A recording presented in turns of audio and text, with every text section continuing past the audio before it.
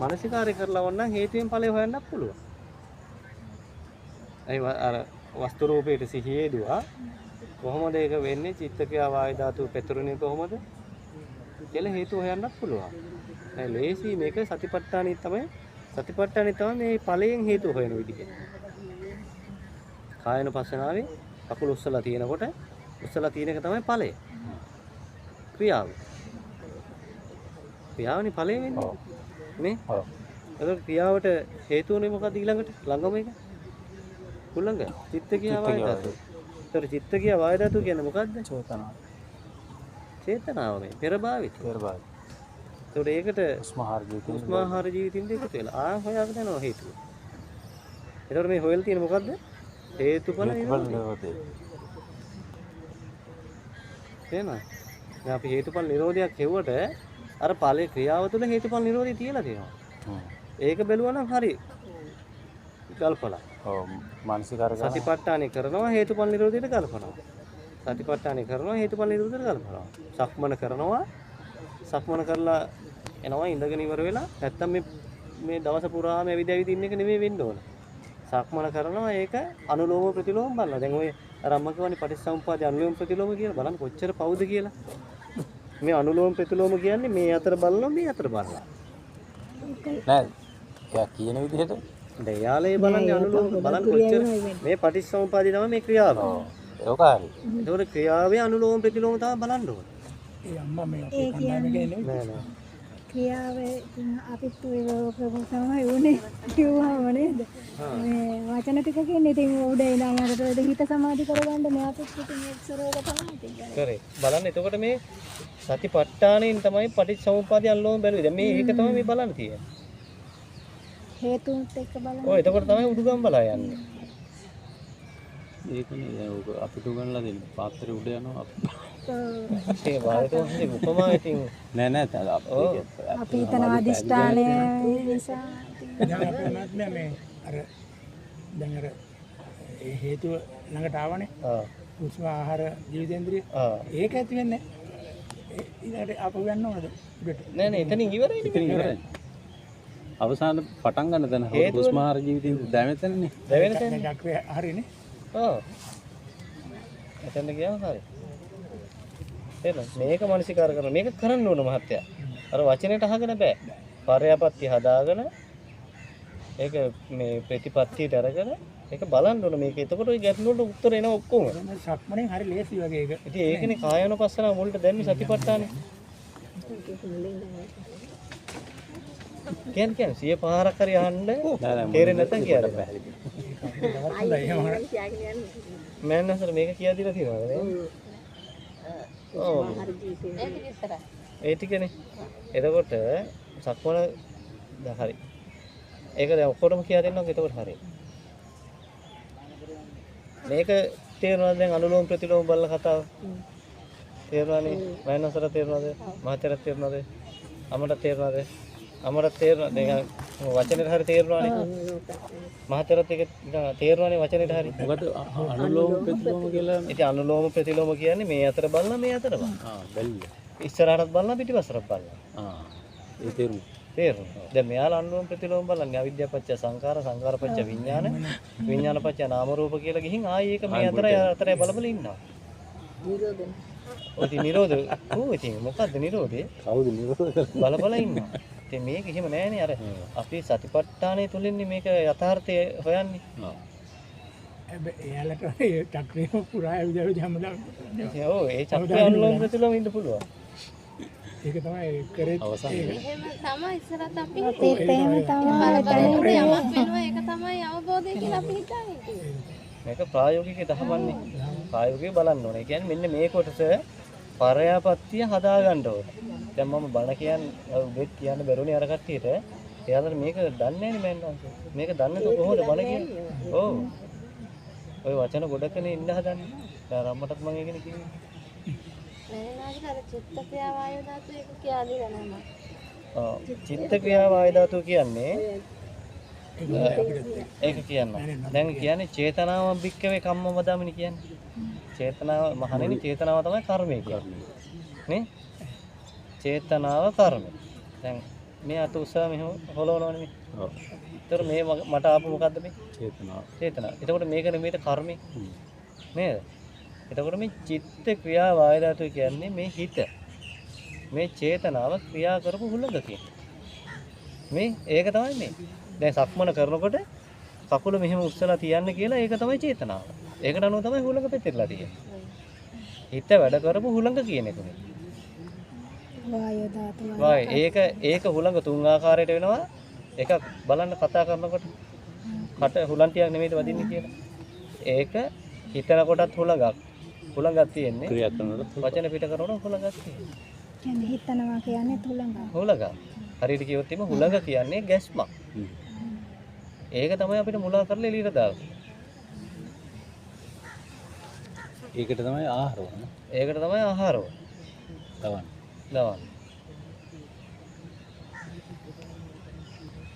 පැහැදිලිනේ? එතකොට ඵලයෙන්. එතකොට චිත්තකය වාය ධාතුව පැහැදිලිනේ? ඔව්. එතකොට හුස්ම ආහාර ජීවිතේන්ද්‍රය මෙන්න මෙතනේ. මෙන්න මේකෙන් එකතු වෙයි. තේරෙනවද? කර්ම තේජෝ ධාතුවේ විඥාන ධාතුවේ ශක්ති දෙක හැදෙනවා. කර්ම තේජෝ ධාතුවේ විඥාන ධාතුව. හැදෙලා චේතනාව. ඒකට පෙර භාවිතය සිහි වෙනවා. ඒ සිහිවීමට අනුකූලව තමයි අපිට එක්ක ඇවිදින්න කිව්වා නැත්නම් උදුළු ගහන්න කිව්වා රෙජිසෝ ගන්න කිව්වා. ඒකට අනුව තමයි මේ චිත්ත ක්‍රියාවාය ධාතුව පැතිරෙන්නේ. එහෙනම් ක්‍රියාව වේදුණා ක්‍රියාව ඉවරයි. එහෙනම් එතකොට මේ අනුසෝතගාමී පටිසෝතගාමී මාර්ගය තමයි යන්නේ. දැන් අම්මා අර කතාව ඔක්කොම ඒක ඒ විදිහට මානසිකාර කරලා තියාගෙන දැන් කෙටි කරගන්න හුස්මාහාර ජීවිතින් බෙදීමේ පෙර භාවිතය සිහි කරා. සිහි කිරීමට අනුකූලව චිත්තකීය වාය ධාතුව පැතිරුණා. ඒක තමයි ක්‍රියාව. එතකොට ඒකත් තව කෙටි කරන්න තමයි ක්‍රියාවටම සිහිය තියනවා කියලා කියන්නේ. ක්‍රියාවෙන් ක්‍රියාව බැලුවා. දැන් සක්මණෙන් කරන්නේ ඕක. සක්මණෙන් ඒක හොඳට පුරුදු කරවනවා. ක්‍රියාවෙන් බලනවා මානසිකාර කරලා අනුලෝම ප්‍රතිලෝම මානසිකාර කරනවා. ඒ වෙනකොට මේ පරයපත්තිය මොකක් හරි අඩුපාඩුවක් තියෙනවා නම් කතා කරගන්නවා. මොකද ධර්මයේ මෙතන තියෙන්නේ. මෙතන ඔක්කොම මෙතන තියෙන්නේ. එනවා. එතකොට තමයි මේ හිත උපදිනේ මෙතනනේ. හුස්මාහාර ජීවිතේන්ද්‍රය. ඉතින් ඔය තුන නැතුව බලන්න හිතක් ඉපදෙනවද කියලා. ඒක උනේ වස්තු රූපයකට. ඉතින් බලන්න හරිය පහසු ක්‍රමයක් තියෙන පොඩි වැඩක් තියෙන්නේ. ඒතර බලන්න මේ එක්ක ඉඳගෙන ඉන්නවා, එක්ක හිටගෙන ඉන්නවා, එක්ක නිදාගෙන ඉන්නවා, නැත්තම් ඇවිදිනවා. දැන් අපේ ජීවිතය කියන්නේ ওই හතර එකක් නෙවෙයි කියලා. ඒක තමයි කාය අනුපස්සනාව මුලට දාලා තියෙන්නේ. කාය අනුපස්සනා කරනවා. ඔය හතරෙන් එකක් අනිවාර්යයෙන් තියෙනවා. මේ හතර එක්ක ඉන්නේ අපි. ඉතින් මේ හතරෙන් එක තමයි මේ ක්‍රියාව කියන්නේ. ක්‍රියාවට සිහිය තිබ්බම ක්‍රියාවෙන් ක්‍රියාවට සිහිය තිබ්බම මොන සතිපට්ඨානෙ වඩලා තියෙනවා. එතකොට ජීවත් වෙනවා කියන්නේ භාවනා කරනවා කියන්නේ එකක්. එතකොට ජීවිතේන්ද්‍රය කියන්නේ හිස් අවකාශය. ජීවිතේන්ද්‍රයෙන් තමයි එකතු කරන්නේ. එකතු කරන්නේ. උස්මාහාර ජීවිතේන්ද්‍රය. ආහාර එකතු කරන්නේ. එකතු කරන්නේ ජීවිතේන්ද්‍රය. හැබැයි පටලවා ගන්න බෑ. හරි? උස්මාහාර එකතු කරන්නේ තැන. ජීවිතේන්ද්‍රය ගැන කියලා දෙන්න. දැන් දරුවෙක් හැදෙන්න අම්මට ඍතු වෙලා ඉන්න ඕන කියලා කියනවා. ඒ ඍතු වෙලා ඉන්න ඕන කියලා කියන්නේ ඇයි? ගර්භාෂයේ රස්නයක් තියෙන්න ඕන අධිකව. එතකොට තාත්තගේ බීජයෙන් යන්නේ මොකද්ද? තෙතක්. සීතලක් නෙවෙයි. තෙතයි රස්නේ එකතු වුණා මොකක් වෙනවද? හුලම්බෝලයක් හැදෙනවා. තේරෙනවද? ඔන්න හුලම්බෝලේ තුල තියෙනවා කෙනෙක් මව කුස පෙර විඥානය බැසගත්තොත් මෙයාව අවුරුදු කීයක් ජීවත් කරන්න පුළුවන්. මෙයාගේ ඇහැ හදන්නේ කොහොමද? කන හදන්නේ කොහොමද? නාසය දිව ශරීරය හදන්නේ කොහොමද කියලා හැකියාවක් ශක්තියක් ඒක. හැබැයි ඒක මේ දැන් අපි කිව්වොත් එහෙම දැන් මේ අම්මගේ තාත්තගේ එකතුව තුල හැදෙන්නේ ජීවිතේන්ද්‍රිය කිව්වොත් වැරදි. ඒක ඇක්ටිව් නැහැ. අන නැහැ. මේක දැන් මේ හුලම් බෝලේට විඥානයක් ආකර්ෂණය වෙන්නේ නැත්නම් එහෙම දවස් 3-4කින් ඒක නැති වෙලා යනවා. ශක්තියක් අවශ්‍යයි. ඒක ඇක්ටිව් නෑ. ඒ වලට හැකියාවක් තියෙනවා. ඔව්. එතකොට ඒකට අර විඥානයේ ආකර්ෂණය වෙනවා. සත්‍ය. ඇතෑරන චුතිය ප්‍රතිසන්දි වෙනවා. තේරෙනවද? මේක ප්‍රතිසන්දි වෙනවා. ඒ ප්‍රතිසන්දි වෙන අවස්ථාවේ තමයි මෙන්න මේ ජීවිතින්ද්‍රී ශක්තිය ඇක්ටිව් වෙන්න ගන්න. හරියනේ වයින් තියලා ඒ වයින් තිබ්බ බෝනික්කම අතාරිනවා වගේ වැඩ. එතකොට තමයි දැන් ක්‍රියාත්මක වෙලා මරණකම්ම යන්නේ. එතකොට දැන් අපි කියමුකෝ මේ ගඟ තියෙනවා කියලා. මේ ගඟක් උනේ නිකම් මේක මෙහෙම ඉවුරු දෙක තිබ්බොත් ගඟ වෙන කියනවාද අපි? වතුර නැහැ. එතකොට වතුර තිබ්බොත් ගඟ කියනවාද? නෑ. එහෙනම් ගඟයි වතුරයි කියන්නේ එක මොහොතේ නේද හැදුනේ? ඉවුරු දෙකයි ජලය ඔක්කොම තියෙන්න ඕනේ. ඒක මේ දැන් ගඟ නැතුව වතුරක් කියන්නත් බෑ, වතුර නැතුව ගඟ කියන්නේ. අන්න ඒ වගේ වැඩක් තමයි මේ. ජීවිත ඉන්ද්‍රිය කිව්වොත් එහෙම හරියට අම්මගේ තාත්තගේ එකතුවෙන් බීජ ශක්තිය ජීවිත ඉන්ද්‍රිය කිව්වොත් ඒත් වර්ධිනවා. ඒතකොට විඥානයේ ජීවිත ඉන්ද්‍රිය තියනවා කියලා කිව්වොත් ඒත් වර්ධිනවා.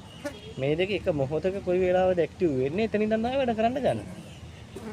එතකොට බලන්න අපි කියමුකෝ මේ ජීවිත ඉන්ද්‍රිය අවුරුදු 75ක් තියෙනවා කියලා ජීවත් වෙන්න. අපි හුස්මක් ආහාර ටිකක් එකතු කරනවා කියන්නේ මොකද්ද වෙන්නේ? එකක් පිච්චෙනවා. අඩු වෙනවා. දැන් ගිනි කූරේ මේ අතර ගිනි පෙට්ටිය තියෙනවා, මේ අතේ ගිනි කූර තියෙනවා. දැන් අපිට ඕකෙන් එකක් මෙහෙම කරලා අරන් ගහලා තියෙනකොට ගිනි කූර 100ක් තියෙනවා කියමුකෝ. එකක් අඩු වෙනව නේද? ඊට පස්සේ ආයෙ 99යි. තව එකක් ගහනකොට තව අඩු වෙනවා. එතකොට මේ ගහන්න ගිනි පෙට්ටිය හිස් වෙනව නේද? ජීවිතින්ද්‍රිය ශක්තියත් ඕක තමයි වෙන්නේ. හුස්ම පාරක් ගානේ ජීවිතින්ද්‍රිය අඩු වෙනවා. ඒකට තමයි අවශ්‍ය කියන්නේ. දැන් රාගය වැඩි වෙන්න දේශය වැඩි වෙන්න ජීවිතින්ද්‍රිය පිච්චෙනවා. කේන්තියක් ආව ගමන් ඉක්මනට හුස්ම ගන්නවා. ගිනි කූරු දෙක තුනක් එකට ගන්නවා වගේ. දැන් ගිනි කූරු දෙක තුනක් එකට ගන්නවා වගේ. ටක් ගාලා ගන්නවා වගේ. එහෙනම් ඒකට ජීවිතින්ද්‍රිය තමයි පුච්චන්නේ තරහක් වෙනවා කියන්නේ. රාගය කෙනකොට ඉක්මනට හුස්ම ගන්නවා. එතකොට ඔය දැන් කියනවනේ මේ ආයුෂ දික් කරන්න පුළුවන් කියලා. ආයුෂ දික් කරන්න බෑ. මේ අපි කියමුකෝ ජීවිතින්ද්‍රිය ශක්තිය තිබ්බ කියලා අවුරුදු 75ක මේක දික් කරන්න බෑ. දැන් අපිට බැරිද ගිනි කූරු 100 විනාඩි 5න් පත්තු කරන්න බැරිද? පුළුවන්. එතකොට මේ 100 විනාඩි 10න් බැරිද පත්තු කරන්න? පුළුවන්. මේක බැරිද විනාඩි 2න් පත්තු කරන්න? පුළුවන්. අන්න ඒ වගේ වැඩක් තමයි මේක කරන්නේ. අපි අර සමාධියක ඉන්නකොට එක අරමුණක් අරගෙන මේ හුස්ම පාර අඩුවෙන් ගන්න. දැන් මෛත්‍රී භාවනාවෙන් කරන්නේ එතකොට. ඒ අඩුවෙන් ගන්නකොට ජීවිතින්ද්‍රිය හිමීටම තමයි පුච්චන්නේ. අපි ඒකෙන් තොරව ලෞකික ලෝකෙට එනකොට අපිට කාය කම්ම, වචී කම්ම, මනෝ කම්ම ටික කරගන්න ඉක්මනට හුස්ම ගන්න ඕනේ. හුස්ම ගන්නවා කියලා කියන්නේ මේ වේගය පාලනය කිරීම තුළ ජීවිතේන්ද්‍රිය ෂේ වෙන එක අඩු වෙනවා. ඔව්.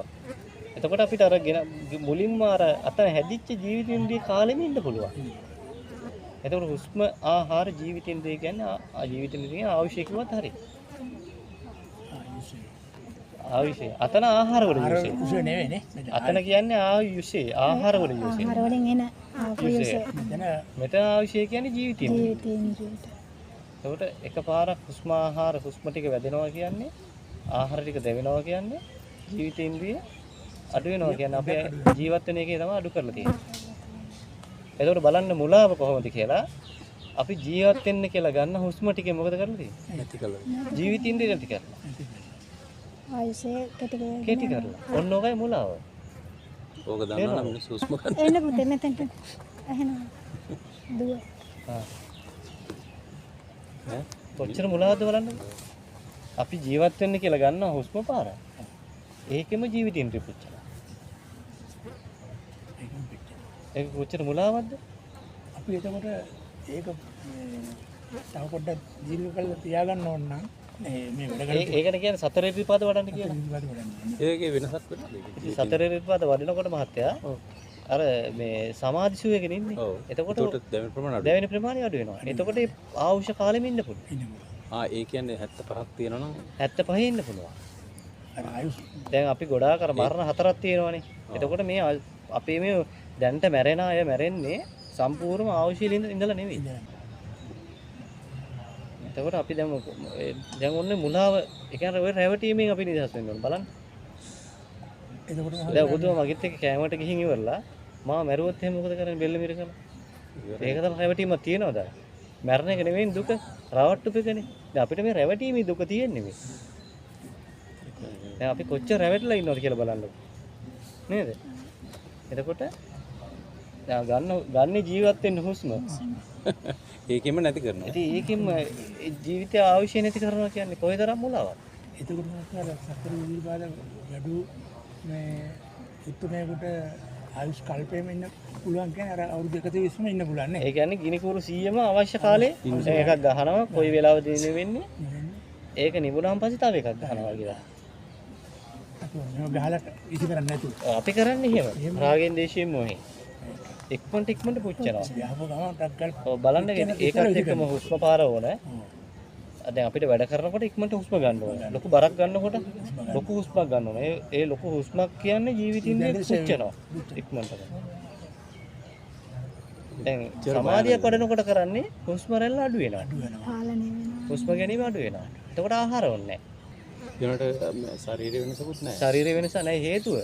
ඇයි ජීවිතින්දේ පිච්චෙන අඩු වෙන්නේ? එතකොට හුස්ම පාර අඩුවෙන් ගන්න. එතකොට ආහාර පොඩ්ඩයි ඕනේ. දැන් නිරෝධ සමාපත්තියට සමවැදුනහම පස්සේ රහතන් වහන්සේ තුල අර හුස්ම ආහාර ජීවිතින්ද්‍රිය එකතු කරන්න අවශ්‍ය කැම ටික විතරයි ඕනේ. දවස් 7කට ඇති. ඒක ගන්න ටික. ඒ ගන්න ටික. ඒ ජීවිතින්ද්‍රිය බොහෝම හිමි. දැන් රහතන් වහන්සේගේ අවිද්‍යාව දැන් අනුසේ ධර්ම 7 ෂේ වෙලා තිබ්බට ජීවිතින්ද්‍රිය ශක්තිය තියෙනවනේ තමයි. ඒකෙන් අල්ලන්නේ. එතකොට ඒකෙන් තමයි උන්වහන්සේගේ වැඩ කරන්නේ මේ හුස්ම ආහාර. කලින් ජීවිතින්ද්‍රිය ශක්තිය තියෙනවනේ. දැන් අවුරුදු 7න් රහත් වුණාට අවුරුදු 70ක් තියෙනවනේ ජීවිතින්ද්‍රිය ශක්තිය තියෙනවනේ. හරි. එක්ක රහතන් වහන්සේ දැන් ගිහිදී රහත් වුණොත් එක්ක මේ ජීවිතින්ද්‍රිය පුච්චන්න ඕනේ. රහතන් වහන්සේ තුලින්ම. ඔව්. නැත්තම් මේ පැවිදි වෙන්න. ගිහි රහතන් වහන්සේලා ඉන්න බෑ. එක්ක මේ ජීවිතින්ද්‍රිය පුච්චන්න ඕනේ. පුච්චන්නත් පුළුවන්. දැන් ඒ ඇයි එහෙම ඒ කියන්නේ දවස් 7කින් අනිවාර්යෙන්ම ඇයි හේතුව දැන් ගිහිගේ ඉන්නේ මොකටද? කෙලස් ටික පරිහරණය කරන්න. ඉතින් කෙලස් නැතුව ගිහිගේ ඉන්න බෑ. ඉන්න බෑ.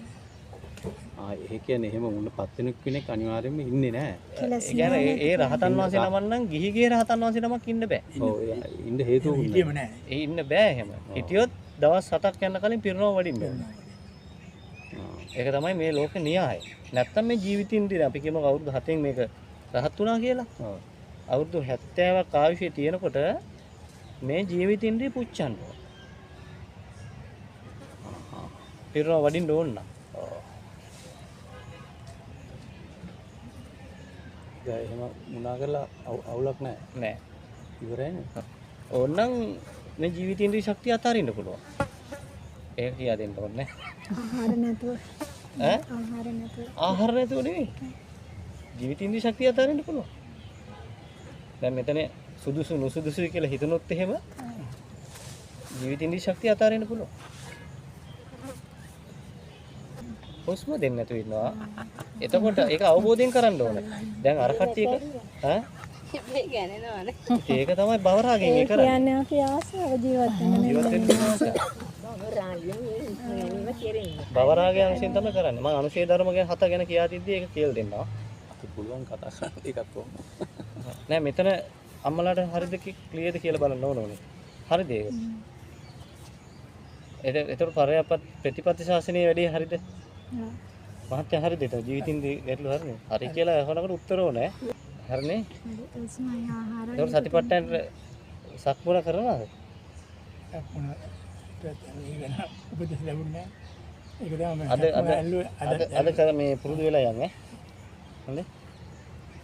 ඒකට අම්මා සක්මන ගියපාර කියා දුන්නා ටිකක් නේ. ඔව් ටිකක් කියලා දුන්නා. කරා ඊට පස්සේ මට අද කරන්න ඕනේ කියලා කියන්නේ. ඒක හරියද? උස්මාහාර ජීවිතින්ද්‍රී කතාව හරියද? ඒක ජීවිතින්ද්‍රී කරන්නේ මොකද්ද? කියන්නේ උස්ම ආහාරයක තියෙන තන ජීවිතේන්ද්‍රයනේ. ඔව්. එතකොට ඒකෙන් කරන්නේ මොකද්ද? කරන්නේ මොකද්ද? ජීවිතින්ද්‍රියෙන් කරන්නේ මොකද්ද? දැවීම දැවීම. මොනවද? දැවීම නෙවෙයි. ජීවිතින්ද්‍රියෙන් ජීවිත වායු වල ක්‍රියාව. ජීවිතින්ද්‍රියෙන් කරන්නේ මොකක්ද? දැන් මේ ඔන්න ගිනි පෙට්ටිය එක කුරා මේ අතේ තියෙනවා එක ශක්තිය ගිනි ජීවිතින්ද්‍රියෙන් කරන්නේ මෙයාලා එකතු කරලා දෙන එක විතරයි. මේ මෙහෙම එකතු කරලා දෙන දැන් මේකේ ජීවිතින්ද්‍රිය අපි ගමු මැද කියලා ශක්තිය එකක් එකතු කරනකොට එකක් ඉවරයි. දෙකයි තුනයි. ඔහොම 100 ඉක්මනට ඉවර කරන්නත් පුළුවන්. තේරෙනවද? මෙහෙම එකතු කරන්න පුළුවන් ටිකක් වෙලා ආයෙ ඈත් වෙනකොට හිමීට එකතු කරන්න පුළුවන්.